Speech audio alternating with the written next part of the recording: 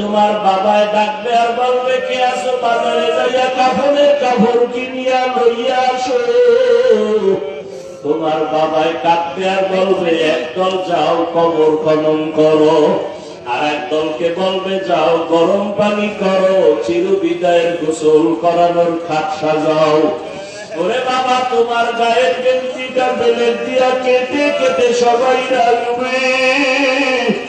তোমার আমার আপন বন্ধুটা মোবাইল থেকে নাম্বার ডিলিট করে ফেলবে।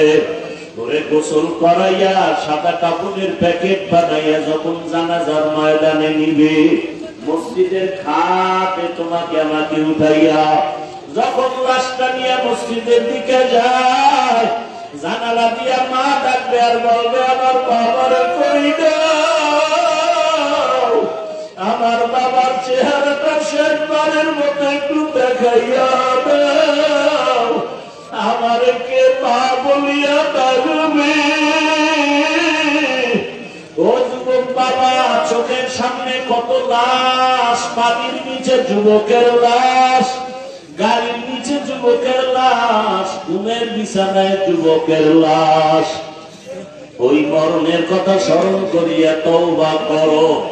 স্কুলে পড়ো, কলেজে পড়ো, চাকরি করো, ব্যবসা করো। তোমার মতো কত যুবক ব্যবসা করে নামাজ ছাড়ে না, বলো বাবা তুমি কেন পারো না? তোমার মতো কত যুবক স্কুল কলেজে পড়ে নামাজ ছাড়ে না, বলো তুমি কেন পারো না? তোমার মতো কত যুবক দেখো র্যাব, আর্মি, পুলিশ, বিডিআরের চাকরি করে নামাজ পড়ে, তুমি কেন পারো না? তোমার মতো কত যুবক রাস্তায় গাড়ি চালায় নামাজ ছাড়ে না, বলো তুমি কেন পারো না? তোমার মতো কত যুবক সন্তান দেখো নদীর মধ্যে মাছ ধরে নামাজ পড়ে, ময়দানে কৃষি কাজ করে নামাজ পড়ে, তুমি কেন পারো না রে বাবা? তোমার মতো যুবক দেখো চাকরি করে, ব্যবসা করে, নামাজের সময় মসজিদে যায়, তুমি কেন পারবা না রে বাবা? কয়দিন আর বাঁচবা, হায়াতের গ্যারান্টি কত? ও পর্দার আড়ালের মা বোনেরা, আপনার মতো কত মা কত বোন এখনো আছে নামাজ পড়ে, স্বামীর মাল হেফাজত করে, মোবাইলে সময় নষ্ট করে না, বেপরদায় চলে না। আম্মা জানেন আপনারা কেন পারেন না? এখনো কি তৈরি হবেন না? মরণের আগে এখনো সময় আছে, তওবা করে আমার আল্লাহকে ডাইকা মনে মনে বলেন হে আল্লাহ, জীবনে তো কত বেপরদায় আড্ডা দিলাম, মনে চাইছে দাড়ি রাখবো না, রাখি নাই, মনে বলছে বেপরদায় চলবো, চলেছি, মনে চাইছে দাড়ি রাখবো না, রাখি নাই, নামাজ পড়বো না, পড়ি নাই, মনে চাইছে পার্কে যাবো, দৌড়ায় গেলাম, কত গুনাহ করে করে সারা রাত মোবাইলে কাটাইলাম। এখনো কি তওবার নিয়ত অন্তরে আসবে না রে যুবক? আল্লাহ যদি ওমরের মতো কপাল রাখে আর ওই নিয়ত নিয়ে বসো, মনে মনে আমার আল্লাহকে ডাক দাও, ও দয়ার মাওলা, মনে হয় এই মজলিসে আমার মতো গুনাহগার কেউ নাই, আমার গুনার কারণে চোখে পানি আসে না, দিনটা পাথরের মতো শক্ত হয়ে গেছে। তোমার কানে ভাবে তাকায় দেখো কত যুবকের চোখে পানি, তোমার চোখে কেন পানি নাই? গুনার কারণে আমার আল্লাহ বেজার। তোমার উপরে কার জানি বদদোয়া লেগে গেছে। একটু আগে বলেছিলাম বাবা, ডাক্তার হও, ইঞ্জিনিয়ার হও, প্রফেসর হও, এমপি, মন্ত্রী, ওসি, ডিসি, এসপি হও, বেয়াদব হইও না। এর ব্যাখ্যা হলো তিন জায়গায় বেয়াদবি করবা না। প্রথম জায়গা মা বাবা, দ্বিতীয় জায়গা তোমার শিক্ষক, 3 নাম্বার জায়গা তোমার উলামায়ে কেরাম। মা বাবার সাথে যদি বেয়াদবি করো আর মা বাবার অন্তরে কষ্ট যায়, আল্লাহর কসম মরার আগেই তোর জীবনটা পঙ্গু হয়ে যাবে। শিক্ষকের যদি কষ্ট দিয়া বদদোয়া নাও, তোর লেখাপড়ার জীবনটা ধ্বংস হয়ে যাবে। উলামায়ে কেরামের সাথে বেয়াদবি করে যদি বদদোয়া নিয়ে যাও, তোর চরিত্র জীবনে ভালো আর আশা করা যায় না। এখনো সময় আছে, আল্লাহকে বলতে থাকো, আল্লাহ মা বাবার সাথে বেয়াদবি করব না, শিক্ষকের সাথে বেয়াদবি করব না, উলামায়ে কেরামের দোয়া পরামর্শ নিয়া নবীজির আদর্শ মতো জীবন চালাবো। ও আল্লাহর বান্দারা, জানি না এই ময়দানে কত যুবক মায়ের সাথে খারাপ আচরণ করছো, মা গোপনে কান্না করেছে, আজকে যদি বাসায় যাও, যাইয়া মায়ের থেকে গোপনে ক্ষমা চাইয়া দিও। ওরে বাবার সাথে যদি বেয়াদবি করো, গোপনে ক্ষমা চাইও। বাসায় গিয়া মাকে যদি বলো, মা আজকে ওদের প্যান্ডেলে দেখলাম কত যুবকের চোখে পানি, আমার চোখে পানি নেই বুঝি গুনার কারণে আল্লাহ বেজার। তুমি মায়ের কত গালি দিয়েছি, মাঝে মাঝে বাজে কথা বলছি, মা তুমি বড় কষ্ট পাইছো, আমি ওয়াদা করে আসছি ওয়াজের ময়দানে আর বেয়াদবি করব না। মা তুমি আমার মাথায় হাত দিয়া দোয়া করিয়া দাও। এই কথা যদি বলতে পারো বাবা, দেখবা সাথে সাথে মায়ের চোখেও পানি চলে আসবে। মা ডাক দিয়া বলবে, বাবা মাথায় হাত দিয়া দোয়া করি আর বলবে, আর সে আজিমের মালিক, আমার কলিজার সন্তান তারে তুমি কবুল করিয়া নাও। ওই মা বাবার দোয়া কবুল হয়ে যাবে, তোমার কপাল খুলিয়া যাবে। ও আমার যুবক বাবারা, পায়ে হাত দিলে কি আর নামাজ ছাড়বে না? বলবো। তোমাদের পাও ধরলে কি বলবা আর নামাজ ছাড়বা না? তোমাদের পায়ে হাত রাখলে কি বলবা আর দাড়ি কাটবা না? ওরে যতই চালাকি করো, আমার নবীর আদর্শ ছাড়া নাজাতের পথ নাই। যতই চালাকি করো, আমার আল্লাহকে বেজার করলে নাজাতের পথ নাই। আল্লাহর আদালতে দাঁড়াইয়া হিসাব দেওয়ার ভয় নিয়া চোখের পানি ছেড়ে তওবা করো। মরিয়া গেল আর নামাজ ছাড়বা না, বেপরদায় চলবা না, মা বাবার সাথে বেয়াদবি করবা না, ওলামায়ে কেরাম শিক্ষকের দোয়া নিয়ে নবীর তরিকা মেনে চলবা। ও পর্দার আড়ালের মা বোনেরা, আল্লাহর কাছে খাঁটি অন্তরে তওবা করেন আর নামাজ ছাড়বেন না, বেপরদায় চলবেন না, স্বামীর মাল খেয়ানত করবেন না, সন্তানটাকে আদর্শ সন্তান বানাবে। ডাক্তার হইয়াও যেন বেয়াদবিমূলক আচরণ না করে, ইঞ্জিনিয়ার হলেও যেন আদর্শবান হয়, আচরণে যেন কেউ কষ্ট না পায়, প্রফেসর বানালেও যেন আদৌ বলা হয়, তার আচরণে যেন কেউ কষ্ট না পায়। তওবা করার মতো যদি অন্তর কারো তৈরি হয়, মুনাফিকি যদি অন্তরে না থাকে, খাঁটি তওবার নিয়ত যাদের আছে, দুটো হাত আমার আল্লাহকে দেখাইয়া দাও। আয় আল্লাহ, হাতগুলো কবুল করে নেন, তওবা কবুল করে নেন, তওবার উপরে মজবুত হইয়া চলার মতো তৌফিক দান করেন, আমিন। বাবার করোনা হয়ে গেল। বাবার শিক্ষিত দুই কুলাঙ্গার ছেলে ট্রিপল মাস্ক লাগায় বসে আছে, বাবার কাছে যায় না, করোনা মরণের ভয়। এলাকার লোকের টাকা দিয়ে বলে, বাবার রাস্তায় ফেলে দাও। এলাকার লোক টাকা নিয়ে রাস্তায় লাশ ফেলে দিল। কুলাঙ্গার শিক্ষিত দুই সন্তান জানালা লক করে দিল, তাকাইল না, বাবার লাশ কুকুর খেলো না, জানাজা হলো। ইতিহাস ভুলে যাইও না রে যুবক।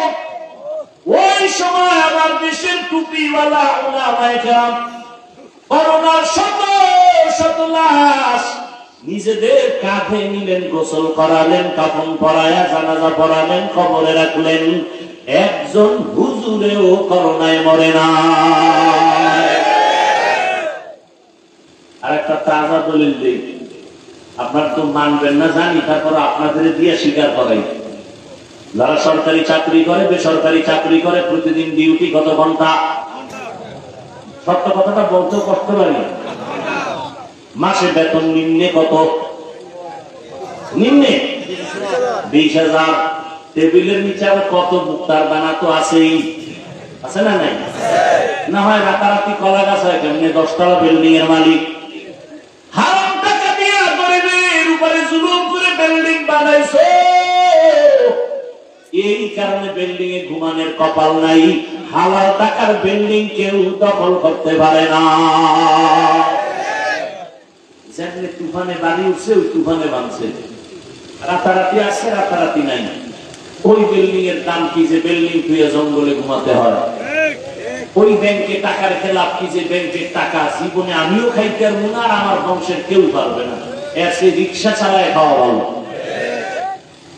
আল্লাহ হেদায়েত দান করেন। তাহলে সরকারি বেসরকারি ডিউটি 8 ঘন্টা, বেতন 20,000, নিম্নে আরো কত দিস। সত্য কথা বলেন, আপনাদের এলাকার মসজিদের ইমাম সাহেবের ডিউটি কয় ঘন্টা?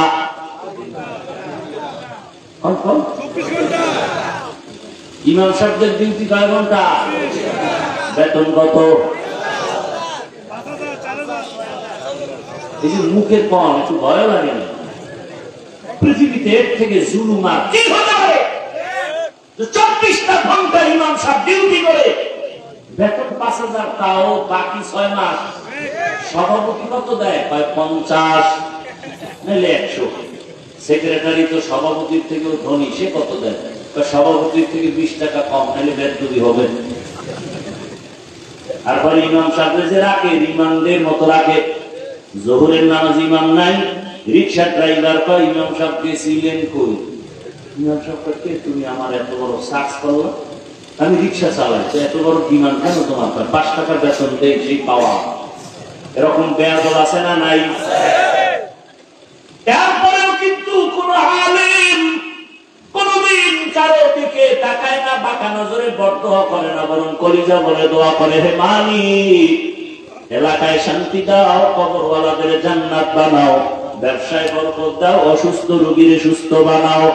এরপর যারা আলেম ওলামারে পছন্দ করে না, ওকে আমার আল্লাহ পছন্দ করে না।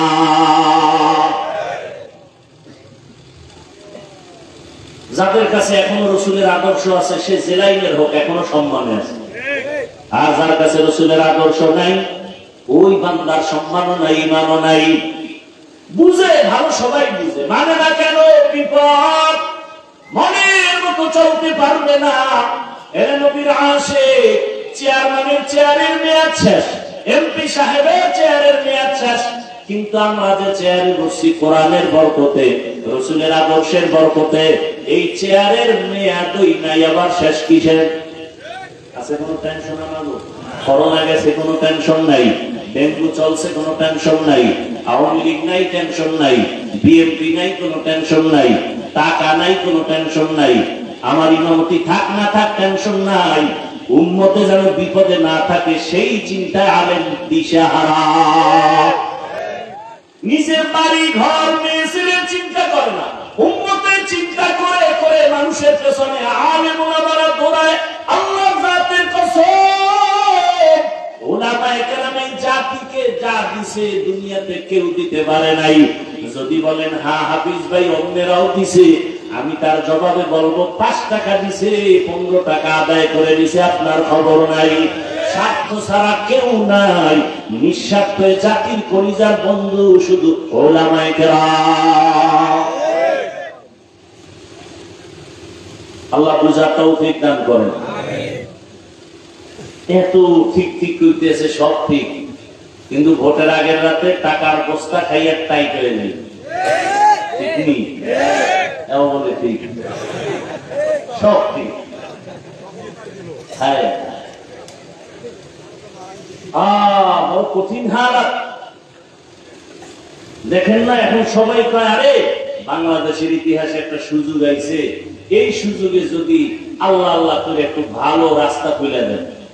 কিন্তু কোটি কোটি কোটি টাকা বরাদ্দ করে ব্যয় করা হচ্ছে বাংলাদেশের আলেম যেন এক জায়গায় আসতে না পারে।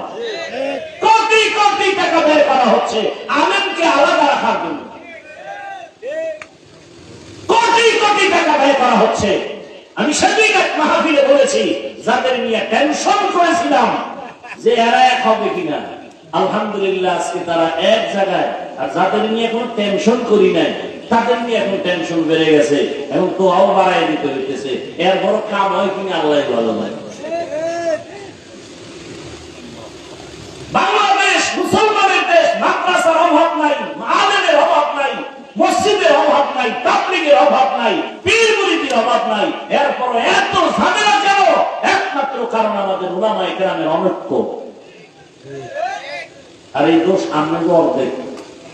আলেমরা যে এক হয় নাই, আপনাদের দোষ কত? 50%। কেন?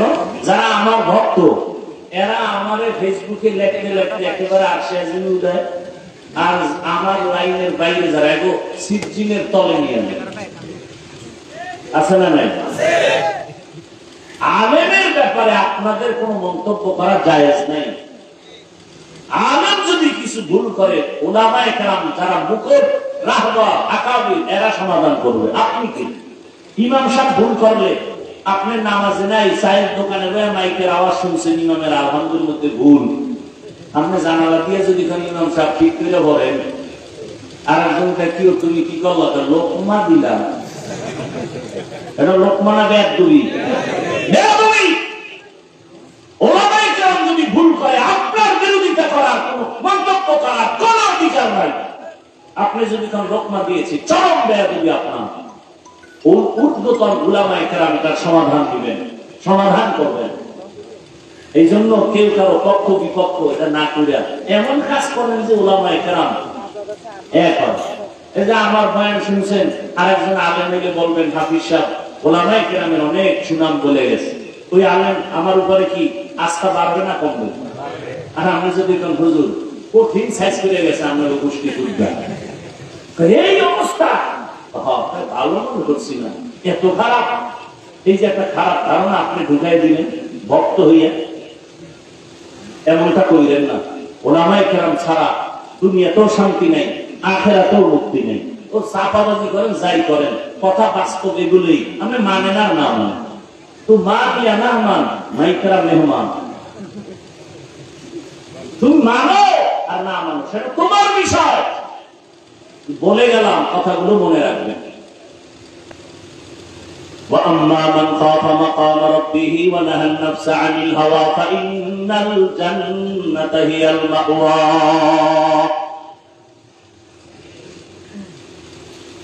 আখিরাতের ময়দানে আল্লাহর আদালতে দাঁড়াইয়া অন্তরে ভয় ঢুকাইয়া গুনাহ ছাড়ো। জীবনে গুনাহ কম করো না রে যুবক বাবা। আজকে আমি তোমারে অনুরোধ করে বলছি, আজ তুমি দুনিয়ার লাইনে সব জ্ঞান অর্জন করেছো, কিন্তু নামাজটা ঠিক মতো তুমি পড়তে পারো না রে বাবা। আজকে তুমি স্কুলে পড়ো, কলেজে পড়ো, তোমার সাথে আমার কোনো বিরোধ নাই। ঢাকা কলেজে গিয়া দেখো, বহু ছেলেরা কলেজে ক্লাস করে, মাথায় পাগড়ি, বড় জামা, বড় দাড়ি, মনে হয় বড় মসজিদের খতিব, অথচ আরবি পড়তে পারে না। এটা কেমন করে সম্ভব? উলামায়ে কেরামের নেক সোহবতে সম্ভব। এই দেশে DC, SP, OC, RAB, army, police, BDR ৫ ওয়াক্ত নামাজি নাই, তাহলে খারাপ বলবো কেন তাদের? কয়েকদিন আগে এক আর্মির একটা যুবক ছেলে এসে দোয়া চায় আর বলে হুজুর আর্মির চাকরি ছেড়ে দিলাম। আমি বললাম কেন? এই সময় তো আর্মির বড় মূল্য বাংলাদেশে। ছাড়লা কেন? বলে আমাকে বারবার বলে দাড়ি ফালাও, দাড়ি কাটো। শেষ পর্যায়ে আমি বলছি স্যার আমি চাকরি ছেড়ে দিতে রাজি, দাড়ি ছাড়তে রাজি নাই। চাকরি ছেড়ে দিলাম। এখন বললাম কি দোয়া চাও? যুবক ছেলে বলে হুজুর একটা দোয়া করবেন, আল্লাহ হালাল ভাবে রিজিকের যেন ব্যবস্থা করে দেয়। ও আমার যুবক, যতই বাহাদুরি করো চোখের সামনে তোমাদের এই নোয়াখালীর ঘটনা ভুলিয়ে গেছো। আমি বাইতুল্লাহ সফরে, আমি তো ফেসবুক চালাই না রে বাবা। ওই সেদিন এক জায়গায় গেছি, বড় এক জায়গায় ঢাকা শহরে গিয়া ঢুকার পরে কয় হুজুর আমরা আপনার ভক্ত। ভালো, দেখা হয় না, দূরের থেকে শুনছি। এখন ওই এক জায়গায় বলছি চুপচাপ, এই লোক আর আমি আর কেউ নেই। তা আমি বসে বসে পানির একটা বোতল নিয়ে পানি পান করি। হুজুর কোনো মাইন্ড করবেন না, একটা কথা বলেন কি, তা আপনার ফেসবুক আইডিতে যদি আমাকে বলতেন আমি একটু অ্যাড হয়ে যাইতাম। আমি বললাম আমি জীবনে আমি ফেসবুক চালাই না। ও কথাটা আর কি, এটা কি বলেন ফেসবুক ছাড়া এই দুনিয়াতে চলা সম্ভব? আমি বললাম আমার মোবাইলে ইউপিও বানাই, আমি ডিলিট করে ফেলেছি। কারণ মাঝে মাঝে দুই একটা ওয়াজ দেখতে গেলে দেখা যায় মেয়েদের অ্যাড আসে, বাদ দিয়ে দিলাম। হুজুর এটা কেমন কথা? ফেসবুক ছাড়া কি দুনিয়ায় চলা যায়নি? আমি দেখি, আমি বললাম দেখি আমার আল্লাহ আমার কি করে। তুমি তো মিডিয়া ছাড়া চলতে পারো না, তুমি তো ফেসবুক ছাড়া চলতে পারো না, দেখি আমার মাওলা আমারে কেমনে চালায়। সবাই ছবি তোলার জন্য পাগল, আর আমি একা খালি বিরোধিতাই করতেছি। এত বক্তারা বয়ান করে, কেউ মোবাইলের বিরুদ্ধে বলে না, আর আমি এত বলি কেন? আমি মাঝে মাঝে বলি আসলে আমি মানুষ হতে পারি নাই। যদি মানুষ হইতে পারতাম তো আপনাদের সাথে কেন তাল মিলাইতে পারি না? আমি কেন বলি না আমার ছবিটা সুন্দর করে উঠাও, বরং আমার ছবি যারা তুলতে দাঁড়ায় আমি ওদিকে নজর না দিয়া পাকা দিকে তাকাই আর জিহ্বা ঠোঁট নাড়ায় শুধু আস্তাগফিরুল্লাহ পড়ি। কারণ দুনিয়ার সব উলামায়ে কেরাম একমত, সরকারের প্রয়োজন ছাড়া, শরীয়তের ওজর ছাড়া যে কোনো কারণে এমনি ছবি তোলা কবিরা গুনাহ হারাম। কত মানুষ তুলে আপনারে ধমক দেই, যারে ধমক দিতে পারি না তারে কি করব? আরে আমার লাইনের বুজুর্গই তো ফিরাইতে পারি না। বাথরুম থেকে বের হইয়াও দেখি মোবাইলের ক্যামেরা রেডি, কি আর ছবি তুলি। আমি তো ভিতরে আইনি না, বাথরুমটা বাইরে হ্যাঁ মোবাইল নিয়ে খেলায় না, ছবি তোলা। আল্লাহ আমাকে হেদায়েত দান করেন। আসলে আমি মানুষ হইতে পারি নাই। বক্তা হওয়া অনেক সহজ, বীর হওয়া সহজ, ডাক্তার হওয়া সহজ, ইঞ্জিনিয়ার হওয়া সহজ, মুফতি মুহাদ্দিস হওয়া সহজ, মানুষ হওয়া বড় কঠিন। আসলে মানুষ হতে পারি নাই। আরে আপনারা জানেন আমি কত বড় হুজুর, কত ভালো বক্তা, অথচ আমি চোখ দুইটা বন্ধ করে দেখি আমার জবান আমার গুনার কারণে নাপাক। আমার জবানে কত গীবত, কত মিথ্যা, কত গালি। আমার হাত গুনার কারণে নাপাক। আমার আচরণে আমার স্ত্রী কষ্টে আছে, আমার আচরণ সন্তান সন্তুষ্ট না, আমার আচরণে আমার ভাই সন্তুষ্ট না, আমার ব্যবহারে আমার মা সন্তুষ্ট না, আমার ব্যবহারে আমার বাবা সন্তুষ্ট না, আমার ব্যবহারে আমার মুসল্লি সন্তুষ্ট না, আমার ব্যবহারে আমার ছাত্ররা সন্তুষ্ট না। তাহলে আমি আসলে মানুষই হতে পারি নাই। আমি বড় কঠিন হালাতে পড়ে আছি। ও আমার যুবক বাবা, একটু আগেও বলছিলাম কিছু কিছু যুবকের চেহারা দেখলে, ব্যবহার দেখলে মনে চায় আবার রুমাল দিয়া পাও দুইটা মোছাইয়া দেই, সালাম দিয়া কথা বলে, নজরটা উঁচু করে না, নত হয়ে কথা বলে, এতটা নরম মনে হয় ও আমার থেকে অনেক দামি হয়ে গেছে। কারণ ওর মধ্যে আল্লাহর ভয়, আল্লাহর আদালতে দাঁড়ানোর ভয়। এলাকায় একজন বড় আল্লাহওয়ালা আছেন, হঠাৎ এলাকার মানুষ, ওই যে আগে জৈনপুরের হুজুরের রাষ্ট্র আর আপনাদের পাশে নোয়াখালী মুন্সি বলতো, আমার আব্বা দাদাই বলতো, আরে আমরা দিন পাইছি কিছু কিছু, কোরআন শিখছি আর আউযুবিল্লাহ শিখছি নোয়াখালী মুন্সির কাছে। সারা দেশে ঘুরে ঘুরে নোয়াখালী মুন্সিরা যাইতো। এই যে লাকসাম, লাঙ্গলকোট, পুরা এই অঞ্চলটা নোয়াখালী, কেমন যেন দেশের বাঘা বাঘা উলামায়ে কেরামের খনি। এরে আল্লাহর বান্দারা, আমরা তাদের মহাব্বত, এরে নবীর উম্মতের দল, এদের মাধ্যমে দিন শিখলাম। এই কয়েকদিন আগে দেখো নাই, বিদেশ থেকে টাকার বস্তা নিয়ে আসছে, গাড়ির মধ্যে সন্তান, গাড়ির মধ্যে স্ত্রী, বাড়ি পর্যন্ত মাওলায় নেয় নাই। পানির মধ্যে পড়িয়া গাড়িও শেষ, স্ত্রীও মারা গেল, নিজের হাতে সন্তান মারা গেল। ওই বেচারা চোখের পানি ছেড়ে কাঁদতে তোমরা সবাই মিলিয়ে দেখছো। জানি জীবনটা কাটাইলাম। কত মানুষ বিয়া করিয়া বউ নিয়ে সংসার কাটায়, খাইয়া না খাইয়া বাড়ি থাকে, আর আমি টাকার জন্য বিদেশ গেলাম। কত বুক ভরা আনন্দ দিয়া টাকা স্বর্ণ অলঙ্কার দিয়েছি বাড়িতে, কিছুদিন সন্তান নিয়ে আনন্দ করবো, আবার কপাল বুঝি খারাপ। আজকে আবার স্ত্রীও হারাইলাম, সন্তানও হারাইলাম। ও আবার যুবক বাবারা, আজকে তুমি এখানে বসে আছো, আগামীকালকে তুমি অসুস্থ হয়ে রোগী হয়ে যাইবা। আমার বাবার কাছে কি জবাব দিবা রে বাবা? কালকে তুমি কবরের লাশ হয়ে যাইতে পারো, বলা যায় না। ওরে বাবা, কালকে এখন গিয়া তুমি ঘুমাও না, সকালবেলা যদি বিছানায় গিয়া ঘুমাও, আল্লাহ না করুন যদি ঘুমের মধ্যে কত যুবকের মরণ হয়। মা যদি তোমার ঘুম থেকে ডাক দিয়া দেখে তুমি আর ঘুম থেকে সজাগ হও না, মা একটা চিৎকার মারিয়া বলবে, তোরা কোথায়? আমার বাবা দুনিয়াতে আর জিন্দা নাই। আমার কে আব্বু বলিয়া ডাকবে, আমার বাবা দুনিয়া থেকে বিদায় হয়ে গেল। ওরে বাবা দৌড়াইয়া যাবি, আমার বাবা দুনিয়া থেকে বিদায় হয়েছে। গেছে, আপনি জানাজা না পড়াইয়া যাবেন না।